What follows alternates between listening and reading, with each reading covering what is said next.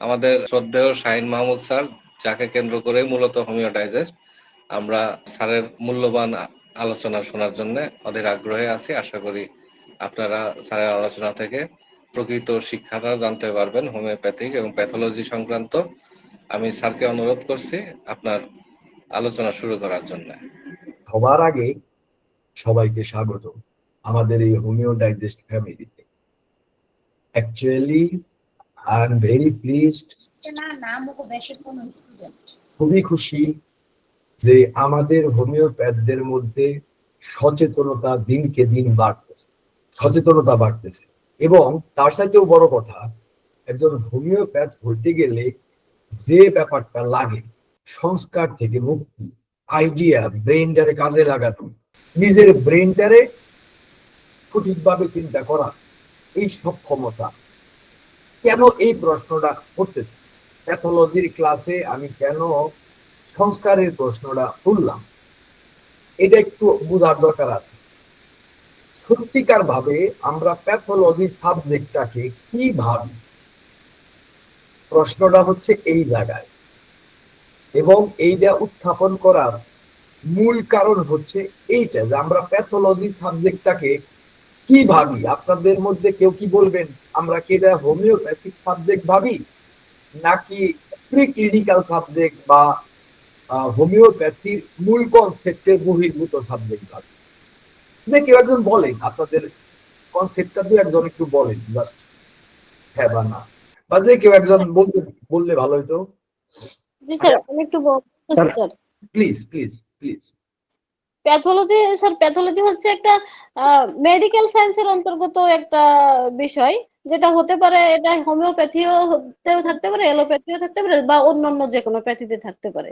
ওকে, নিরপেক্ষ সাবজেক্ট যারা যে কোনো প্যাথি ব্যবহার করতে পারে, রাইট? এটা কি বুঝাইলেন, তাই তো? আচ্ছা, আপনাদের মধ্যে কেউ কেউ যদি এই কথার ব্যাপারে দ্বিমত থাকেন হাত তোলেন। আমি বলছি এই উনার এই কথার ব্যাপারে দ্বিমত থাকলে হাত তোলেন। বিকাশ আহমেদ, আর কেউ দ্বিমত আছেন? আচ্ছা, বিকাশ ছাড়া আর কেউ দ্বিমত দেখতে পাচ্ছি না। বিকাশ ছাড়া আর কাউরে দ্বিমত দেখতে পাচ্ছি না। এদের একটা নিরপেক্ষ ক্ষেত্র এবং যে কেউ এটা ব্যবহার করতে পারে। তার মানে আমাদের সমাজে, বিকাশ হাত নামাইতে পারো, আমি অ্যাকচুয়ালি আমার কথাগুলো একটু প্রেজেন্ট করি, তারপরে যদি প্রয়োজন তোমরা পরবর্তীতে কথা বলো, দ্যাটস ওকে, ফাইন। তো যে কথাটা আমি বলতে চাইতেছিলাম, তাহলে বিরাজমান ধারণার ব্যাপারে আমাদের আর কোনো ভুল রইল না, যে এটা একটা নিরপেক্ষ ক্ষেত্র এবং যে কেউ এটা আমাদের ব্যবহার করতে পারে। এইখানেই কনসেপ্টের প্রশ্নটা এইখানে। আমরা হোমিওপ্যাথরা মনে করতেছি যে এটা নিরপেক্ষ ক্ষেত্র, এটা আমাদের ক্ষেত্র না। কিন্তু কেন এটা মনে করতেছি, এর যুক্তিটা কোথায়? আমি আপনাদের একটা ইন্টারেস্টিং ব্যাপার দেখাবো, এই কারণে আসলে এই প্রসঙ্গটা উত্থাপন করা। কেন হয়েছে এই কনসেপ্টটা আমি একটু বলি, এবং এটা কতটুকু শুদ্ধ এরপরে আপনারা বলবেন। এই কনসেপ্টটা আসছে কারণ প্যাথোলজির শিক্ষক আমাদের বেশিরভাগ ক্ষেত্রে কনভেনশনাল চিকিৎসা পদ্ধতির থেকে আসে, যেখানেই হোক, এটা ডিএইচএমএস হোক বা বিএইচএমএস হোক। এটা এক ধরনের রুলস করে ফেলানো হয়েছে যে প্যাথোলজির শিক্ষক হবে কনভেনশনাল চিকিৎসক থেকে। তারা কি শিখে এবং তারা কি শেখায় আমাদের, তা যদি আমরা লক্ষ্য করি, তাহলে আপনি দেখবেন, যেমন ধরেন আপনি যদি রবিনস এন্ড কোট্রেনের প্যাথোলজিক বেসিস অফ ডিজিজ বইটাতে যায় নিয়ে প্যাথোলজির সংজ্ঞা খুঁজেন, সেখানে দেখবেন লেখা, pathology is the branch of medicine that deals with the study of the structural and functional changes in cell, tissues and organs that underlie disease. মানে রোগের নিচে নেপথ্যে থাকা স্ট্রাকচারাল এবং ফাংশনাল চেঞ্জ, এইটার পড়াশোনারে বলা হচ্ছে প্যাথোলজি। খুব ভাবে লক্ষ্য করেন, এখানে আমাদের অনেক গুরুত্বপূর্ণ একটা ব্যাপার আজকের এই ইন্ট্রোডাক্টরি ক্লাসের। শুধু আজকের ক্লাসে আপনাদের জন্য না, এই ক্লাসটা উন্মুক্ত, এবং আমি বলবো পুরা হোমিওপ্যাথিক কমিউনিটির এই দৃষ্টিটা বোঝা উচিত। আপনি যদি, অত্যন্ত গুরুত্বপূর্ণ একটা ব্যাপার, আর অনেকটা কনফ্লিক্টও দূর হবে যদি এটা আপনারা বুঝতে পারেন। সমাজে একটা বড় ধরনের কনফ্লিক্ট আছে, আমি বলতেছি। স্ট্রাকচারাল এবং functional change in cells, tissues and organs that underlie disease. প্রথমে ডিজিজের কনসেপ্ট এবং তারপর প্রথমে ডিজিজের কনসেপ্ট অ্যালোপ্যাথিকটা ইমপ্লিমেন্ট করা হইতেছে আমাদের চিন্তার মধ্যে, এবং সেটা কিসের ভিত্তিতে, কিভাবে ফাংশনাল আর স্ট্রাকচারাল চেঞ্জ গুলা হয়েছে। অর্থাৎ ধরেন ফিজিওলজিক্যাল চেঞ্জ অথবা কোন ধরনের মরফোলজিক্যাল চেঞ্জ বা টিস্যু সেলস এগুলার চেঞ্জ, বা যে কোনো ধরনের ক্লিনিক্যাল ম্যানিফেস্টেশন প্রয়োজন হবে। আরেকটা সঙ্গে আমি বলি, pathology is the scientific study of disease, বুঝে থাকি, focusing the causes, mechanism of development, structural alternation in the cells and tissue, and the functional consequences of these changes. আরেকটা সংজ্ঞা, অর্থাৎ ওরা মানে কনভেনশনাল চিন্তাতে সবসময় কিছু পরিবর্তনের সাপেক্ষে, কি ধরনের পরিবর্তন সেটা আবার limited to relation with the disease and the morphological change, মানে সেল বা টিস্যুর চেঞ্জ অথবা ফিজিওলজিক্যাল চেঞ্জের ক্লিনিক্যাল ম্যানিফেস্টেশন। যেমন আপনার থাইরয়েডে গন্ডগোল হলো, এবার তার clinical sign and symptoms, test করলে থাইরয়েড ধরা পড়বো।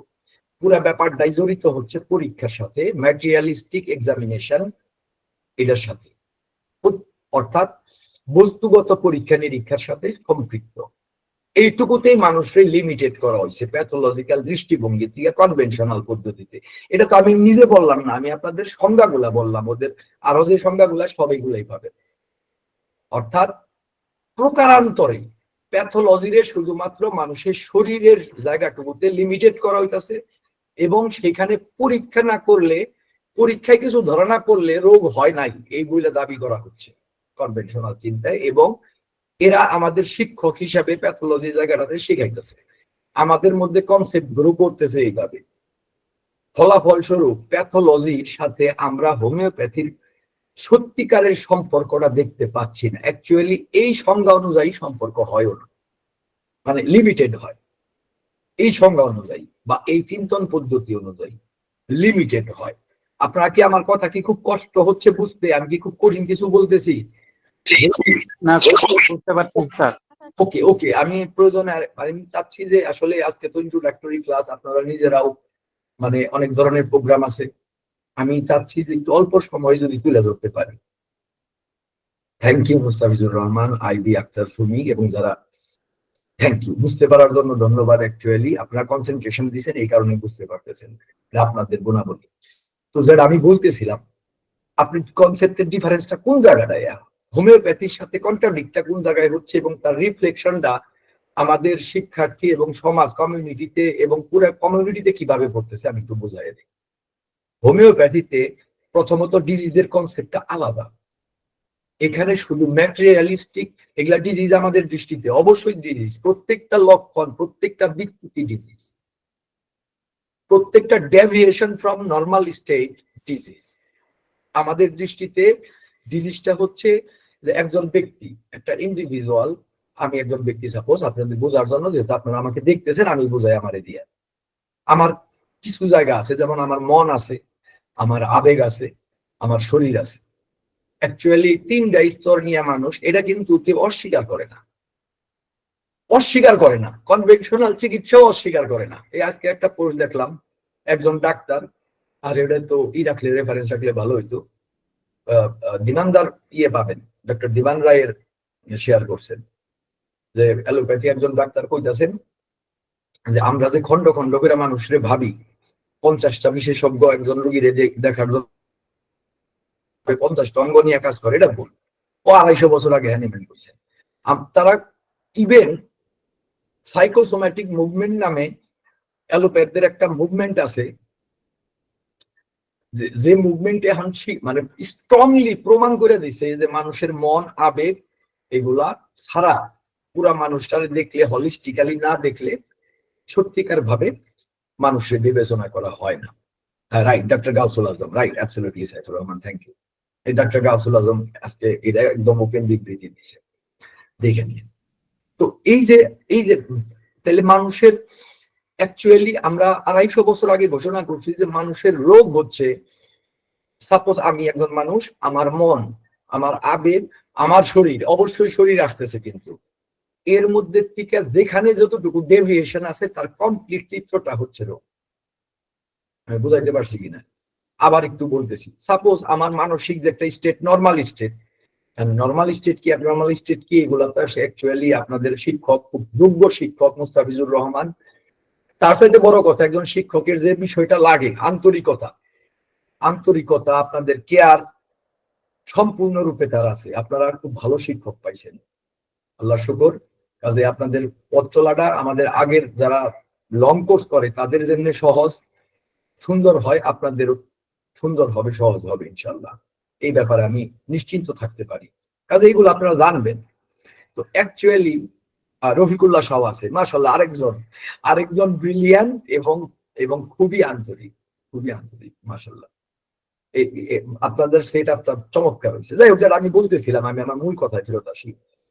ডেভিয়েশন অর্থাৎ আমি আমার মনের যে স্বাভাবিক অবস্থা ছিলাম তার থেকে কোন কোন জায়গায় কতটুকু সরছি, এটা একটা মেন্টাল সিমটমস হোমিওপ্যাথিতে। আপনারা এখানে মনে হয় সবাই হোমিওপ্যাথ, কাজে এটা আপনাদের বুঝতে খুব সহজ হবে।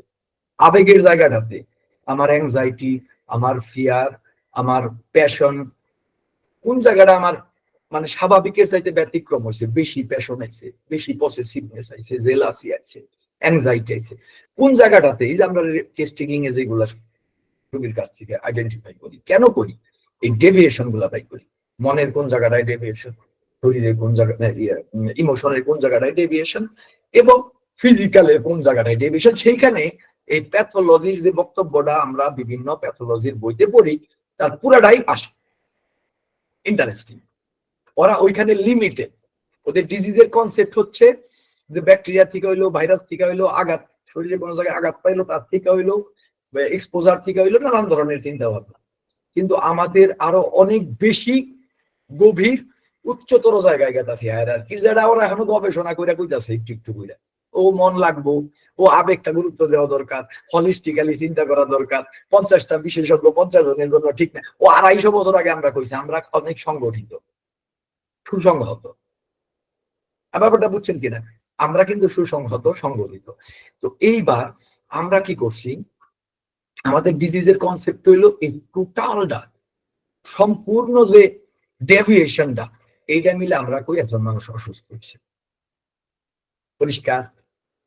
তো এইবার বলেন আমাদের কনসেপ্ট অনুযায়ী আমরা প্যাথোলজিরে শুধুমাত্র morphological change and the clinical manifestation of our physiological deviation এইটুকুর মধ্যে কি লিমিটেড রাখতে পারি?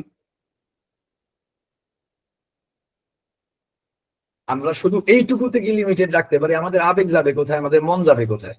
এইগুলা যদি আমরা হলিস্টিক্যালি চিন্তা না করি তাহলে কিন্তু আমরা সত্যিকারের প্যাথোলজির কিছুই বুঝলাম। ব্যাপারটা বুঝছেন কিনা? আমরা আগে থেকেই সাইকোসোম্যাটিক ভিউ রাখি, আগে থেকেই আমরা জানি মন শরীরে প্রভাবিত করে, শরীর মনকে প্রভাবিত করে। ইভেন আমরা জানি যে বহু আগে, সাপোজ অনেক আগে মনে একজনের ব্রেকআপ হয়েছে, কষ্ট পাইছে, আমরা জানি 2 বছর পরে তার একটা প্যাথোলজি ক্রিয়েট করতে পারে। আমরা এখনো জানি যে নেট্রামিউরের মাথা ব্যথার ধরনটা কি, দেখলেই বুঝি ও লবণ বেশি খায়, চর্বি পছন্দ করে না, গরম কাতর, এই লোক তো মানে আরো বৈশিষ্ট্যের ভিত্তিতে এবং এই ধরনের পার্টিকুলার টাইপ মাথা ব্যথা, তার মানে এই লোক নেট্রামিউর, there are a possibility he has got a serious emotional shock in his life or a serious rejection, right?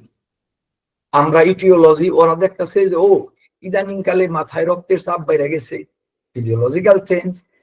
ওরা দেখতেছে মাইগ্রেন, নার্ভের একটু ডিস্টারবেন্স দেখতেছে, ও এইটা কারণ, ওদের প্যাথোলজি ইটিওলজি এনে শেষ। আমরা দেখতেছি বহু আগে সে তার ব্রেকআপ হয়েছিল, তারপরে তার মধ্যে কিছু চেঞ্জ শুরু হওয়ার আগের থেকে আমরা দেখতেছি কোথায় চেঞ্জের সূচনা। আমাদের ইটিওলজি আলাদা, রাইট? এইভাবে প্রত্যেকটা জায়গায় আমরা হোমিওপ্যাথরা অনেক গভীর, অনেক সূক্ষ্ম ভাবে ভাবি, কাজেই তাদের প্যাথোলজির যে ডেফিনিশন, এটা সত্যিকার অর্থে আমাদের প্যাথোলজির ডেফিনিশন হয় না। সেই কারণে সমাজে একটা কনফ্লিক্ট তৈরি হয়। কি কনফ্লিক্ট তৈরি হয়? আসলে আপনারা দেখবেন যে হোমিওপ্যাথরা যখন ব্যবহার করে, বিশেষ করে উচ্চ স্তরের হোমিওপ্যাথরা যখন নিজেদের মধ্যে কথা ব্যবহার করে, তখন প্রতিটা সিমটমসকে তারা প্যাথোলজি বলে। এটা অনেকে হয়তো জানে না, যেহেতু আমি বেশ কয়েকটা জায়গায় কাজ করতেছি, মালয়েশিয়াতে, গ্রিসে, এবং বাংলাদেশেও গবেষণার জায়গাটাতে আমি কাজ করতেছি। বিভিন্ন গবেষকদের লেখা পড়তে হয়, বিভিন্ন রিপোর্ট পড়তে হয়। আপনারা এই স্প্যাথিতে গেলেও অনেকটা ছাপটা পাবেন, ওই যে এই স্প্যাথি জার্নালটাতে, ওখানেও দেখবেন যে লক্ষণ রেট প্যাথোলজি বলতেছে অনেক ডাক্তার। ইন্টারন্যাশনাল প্ল্যাটফর্মে আমরা হোমিওপ্যাথরা যে কোনো লক্ষণ রেট প্যাথোলজি বলি। এইবার যারা এটা প্রথম জানে তাদের মধ্যে কনফ্লিক্ট, কারণ প্যাথোলজি সাবজেক্ট আছে আমাদের প্যাথোলজিতে, যেখানে টিস্যু সেন্স ছাড়া প্যাথোলজি আমরা স্বীকার করতেছি না। কিন্তু আবার কোন কোন ডাক্তার লক্ষণের প্যাথোলজি বলে। বাজে কনফ্লিক্ট, কোনটা সত্য কোনটা সঠিক? নেপথ্যের কারণ আজকে আপনারা জানলেন। আপনারা জানলেন যে কেন প্রতিটা লক্ষণই আসলে প্যাথোলজি হওয়ার কথা, এবং এবং রোগ হচ্ছে এই প্যাথোলজির সম্মেলন। একজন ব্যক্তিতে তার টোটালিটি অফ প্যাথোলজি হলো রোগ, ডিজিজ, এটা হলো কনসেপ্ট। এটা কিন্তু অ্যালোপ্যাথিতে নাই, কনভেনশনাল চিকিৎসায় নাই। Totality of disease, totality of pathology is disease, এই কনসেপ্ট কিন্তু ওই totality of pathology conventional treatment জায়গাটাতে নাই। তো এইবার দেখেন, এই জিয়াউদ্দিন বন্ধ করেন, এইবার আমার বলেন, আমার এইবার আরেকবার আসেন, কেন মনে হয়েছে এটা নিরপেক্ষ ক্ষেত্র? এই প্যাথোলজির জায়গাটা কেন মনে হয়েছে? আপনি কি কনভেনশনাল পদ্ধতিতে ভাবতে পারবেন? তারা যেভাবে ভাবে, আপনি বললেন নিরপেক্ষ ক্ষেত্র, তার মানে এমন একটা ইনস্ট্রুমেন্ট। যেমন উদাহরণ দিই, আমি যদি সার্জারি করি, আমি হোমিওপ্যাথি হই, অ্যালোপ্যাথি হই, যা কিছুই হই না কেন, স্ক্যালপেলের ব্যবহারটা সবার জন্য, ইউনানি ডাক্তার হোক, অ্যালোপ্যাথিক হোক, হোমিওপ্যাথি হোক, একটা স্ক্যালপেল থাকলে ওটা একটা নিরপেক্ষ ইনস্ট্রুমেন্ট, তার ব্যবহার সবার বেলায় একরকম হবে, এটার মধ্যে কোনো কনসেপ্টের ডিফারেন্স নাই, রাইট? কিন্তু আমি যদি প্যাথোলজির ব্যাপারটাতে আসি, এখানে কনসেপ্টের ডিফারেন্স আছে। আমি কিন্তু ওই জায়গাটারে একভাবে ব্যবহার করতে পারতেছি না, তাই না? কনভেনশনাল চিকিৎসকরা যেভাবে ব্যবহার করতেছে, আমার কিন্তু চিন্তা রাখতে হচ্ছে ভিন্ন, আরো ব্রড, আরো ডিপার, আরো হায়ারার্কিক্যালি হায়ার জায়গা থেকে আমার ভাবতে হচ্ছে, আরো হলিস্টিক্যালি আমাকে দেখতে হচ্ছে। কাজেই যখন আপনি ভাববেন যে আপনি এটা একটা নিরপেক্ষ ক্ষেত্র, তখন আসলে আপনি তাদের র ম্যাটেরিয়ালটা গ্রহণ করলেন, আপনি এটারে আত্মীকরণ করলেন না, কনভার্ট করলেন না। আমি কি বুঝাইতে পারতেছি? যখন আপনি এটারে নিরপেক্ষভাবে ব্যবহার করলেন, তখন আপনি আত্মীকরণ করলেন না, অর্থাৎ নিজের যে কনসেপ্ট, আমাদের হোমিওপ্যাথির যে কনসেপ্ট, সে অনুযায়ী কনভার্ট করলেন না। আপনার কথাটা একবারে ভুল না যে নিরপেক্ষ ক্ষেত্র, কিন্তু একটা সূক্ষ্ম ডিফারেন্স আছে। আমি যখন প্যাথোলজি নেব, তখন আমাকে ভাবতে হবে যে এই যে প্যাথোলজির সেটআপটা যেটা বর্তমান দুনিয়াতে প্রচলিত, ইভেন আমাদের হোমিওপ্যাথিক স্কুলগুলোতেও যে প্যাথোলজির যে কনসেপ্টটা সহ যে প্রক্রিয়াটা শেখানো হয়, তা লিমিটেড এবং আংশিক। এটা সত্য, সঠিক এবং অত্যন্ত প্রয়োজনীয়, কিন্তু কিন্তু লিমিটেড। আমাদের আরেকটু বড় করে ভাবতে হবে, প্রথম কথা। তো কাজেই যেভাবে আছে এইভাবে না, এখানে হোমিওপ্যাথিক কানেকশনটা কি আমাকে ভাবতে হবে, হোমিওপ্যাথিক প্যাথোলজিটা কিরকম কিরকম হবে। এই প্যাথোলজিক্যাল চিন্তা, একজন ব্যক্তির মাইগ্রেন হয়েছে, সেখানে শুধুমাত্র অ্যালোপ্যাথরা বা আমাদের প্যাথোলজি বলবে যে নার্ভের একটু ডিসঅর্গানাইজেশন ঘটছে, কিংবা হাইপারমিয়া হয়েছে, ব্লাড একটু মাথায় বেশি যাচ্ছে, অথবা সাইনোসাইটিস, মাইগ্রেন না হয়ে সাইনোসাইটিস হইলে পরে সাইনাস। আমাদের শুধু ভাবনাটাকে ওইখানে রাখলে চলবে না, তো কাজেই আমাকে আত্মীকরণ করতে হবে।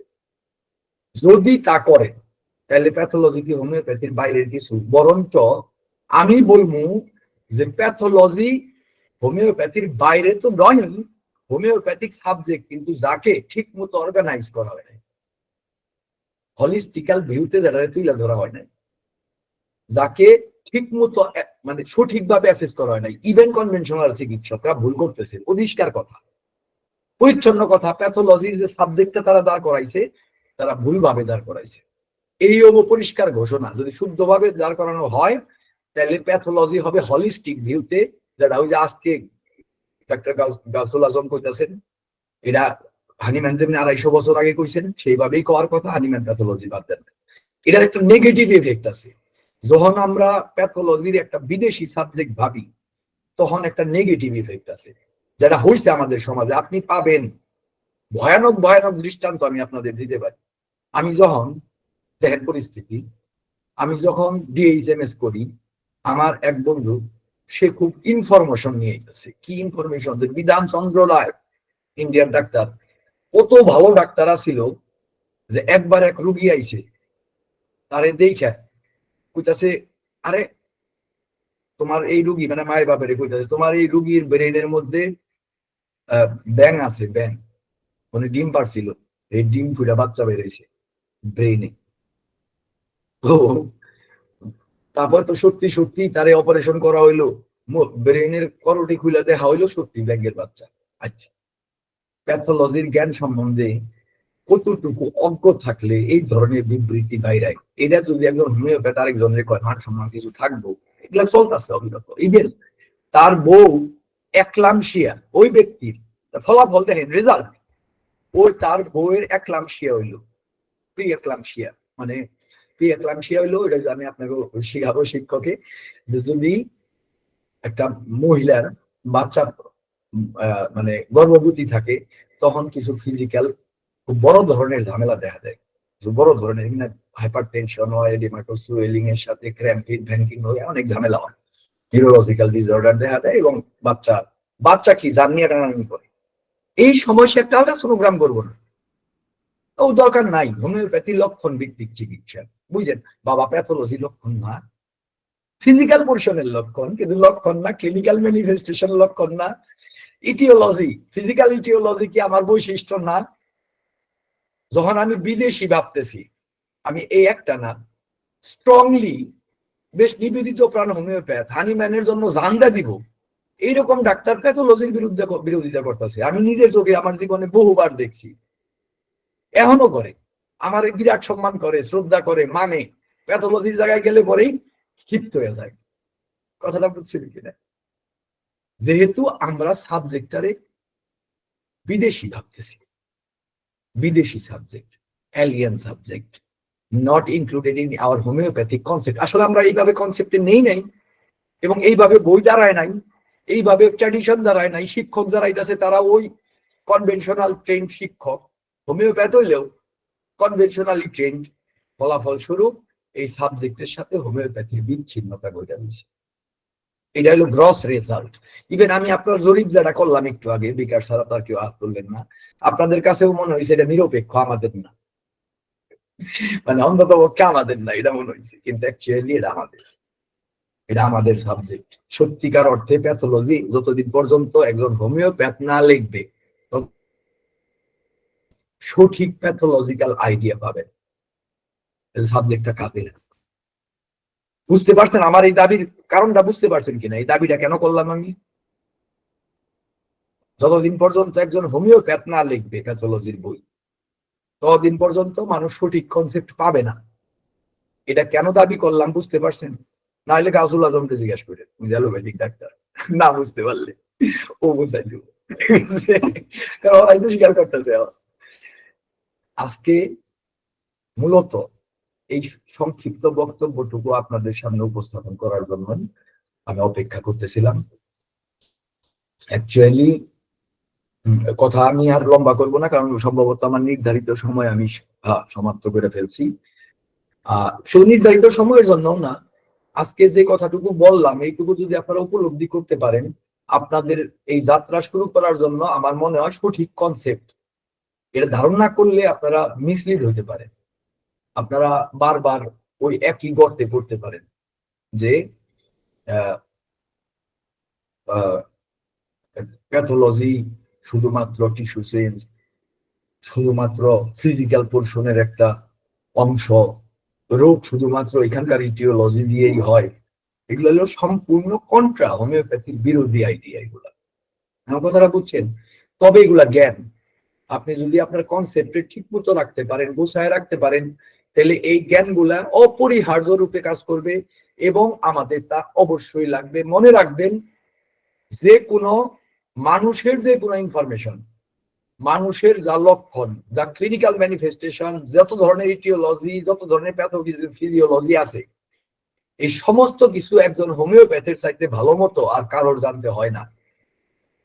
একজন অ্যালোপ্যাথ একটা জায়গায় স্পেশালাইজড হয়, একজন হোমিওপ্যাথের সব জায়গায় এক ভিন্ন ধরনের স্পেশালাইজেশন লাগে। তো কাজেই ভিন্ন ধরনের স্পেশালাইজেশন, যেখানে অনেক ব্রডার ভিউতে হায়ারার্কিক্যালি অনেক উপরের জায়গা থেকে আমরা পুরা হোমিওপ্যাথি, পুরা চিকিৎসা, মানুষ এবং তার সম্পূর্ণ এই চিকিৎসা তত্ত্ব বিজ্ঞানটারে আমরা দেখি। তো কাজেই আমাদের সেই ভিউটা বজায় রাখতে হবে। এর তাহলে দেখবেন প্যাথোলজি বিদেশি না, প্যাথোলজি এখন পর্যন্ত শুধুমাত্র শরীরের পোর্শন রে বেশি হাইলাইট করছে, কারণ এটা কনভেনশনাল চিকিৎসকদের থেকে আইছে, মানে তারা চর্চাটা বেশি করছে। আমরা যদি চর্চাটা সঠিকভাবে করি, আমার বিশ্বাস আপনাদের মধ্য থেকে পৃথিবীর লাইট দেওয়ার মতো, পৃথিবীকে জানানোর মতো লোক তৈরি হবে, যারা বলবে এই হচ্ছে সঠিক প্যাথোলজির বই, এই হচ্ছে সঠিক প্যাথোলজির কনসেপ্ট, এইভাবে হোমিওপ্যাথদের চিন্তা করতে হবে। আপনাদের মধ্যে সেই শিক্ষক তৈরি হবে যারা স্টুডেন্টদের সঠিক কনসেপ্ট সহ প্যাথোলজি শিখাবে, আমার বিশ্বাস। কিন্তু তার জন্য যথেষ্ট মনোযোগ লাগবে, প্রতিটা পড়ার সাথে সাথে আপনার সেই কম্পারিজম লাগবে, সেই আইডিওলজিক্যাল মানে একসেপ্টেন্স লাগবে, আইডিয়াটার আত্মীকরণ লাগবে, অ্যাসিমিলেশন লাগবে, যা হোমিওপ্যাথিক্যালি এই ব্যাপারটা কোথায় অবস্থিত, কিভাবে তার রিলেটেড। আমি কি খুব কঠিন করে ফেলছি? বুঝতে পারছেন? ভিডিওটা থাকবে, তাদের কাছে আবার কঠিন লাগবে, আবার একটু দেখবেন। আশা করি খুব গুরুত্বপূর্ণ ইনফরমেশন আজকের এই আলোচনায় আছে, যে আলোচনা, যে ইনফরমেশন অ্যাকচুয়ালি আমি কোথাও আলোচিত বইতে দেখি। তো ঠিক আছে, আপনারা প্রসিড করেন। আমি হোমিওপ্যাথিক কমিউনিটির জন্যই খুব গুরুত্বপূর্ণ একটা কাজ করতেছি, মানে আজকে এই মুহূর্তে। আপনাদের সাথে কথা শেষ হইলে হয়তো আমি আমার ওই কাজটা কমপ্লিট করতে হবে, কাজে আমি বিদায় নিয়ে নেব আজকে। খুবই গুরুত্বপূর্ণ প্রসঙ্গ ছিল এবং এই আলোচনাটা আসলেই হয় না। ঠিক আছে, ধন্যবাদ আপনাকে, অসংখ্য ধন্যবাদ। এবং আমরা তো এই ভিডিওটা পাবলিক করে দেওয়ার চেষ্টা করতেছি, আপনি আলোচনাটা সবার কাছে পৌঁছানো দরকার। নতুন ধারণা ঠিক না, সঠিক ধারণা বলবো। যদিও এই আলোচনাটা হয় না, বাট হোমিও ডাইজেস্টে এই আলোচনাটা আগে থেকেই হয়। যেই কারণে হোমিও ডাইজেস্টের প্যাথোলজি প্রোগ্রামের কিন্তু দুইটা পার্ট করা আছে। আপনাদের প্রথমে একটা কিন্তু আমি দেখাইছি যে general pathology, that means conventional দৃষ্টিকোণ থেকে যে প্যাথোলজিটা হয়, ঠিক আছে। আর একটা হচ্ছে হোমিওপ্যাথিক প্যাথোলজি, দুইটা ভাগ করা আছে। যাই হোক, সায়েন্স স্যারকে অসংখ্য ধন্যবাদ। আশা করি পরবর্তী আবার কোন একটা ক্লাসে আপনাদের সাথে স্যারের দেখা হবে। এখানে কোনো প্র্যাকটিক্যাল অ্যাপ্রোচ গুলো আসবে, স্যারের সেই অ্যাপ্রোচেরও একটা ক্লাস থাকবে। সব মিলিয়ে আশা করি আপনারা আমাদের এখান থেকে প্যাথোলজির সঠিক শিক্ষাটা পাবেন এবং আমাদের এই প্ল্যান গুলা আমরা সমন্বিত ভাবে করা। ধন্যবাদ স্যারকে একটা বিষয় তুলে দেওয়ার জন্য। সবাই আমি একটু বিদায় নিয়ে নিচ্ছি চাইলে, কারণ ওই গ্রিসে ওই লেখাটা পাঠাই দিতে হবে। হ্যাঁ, ঠিক আছে, থ্যাংক ইউ।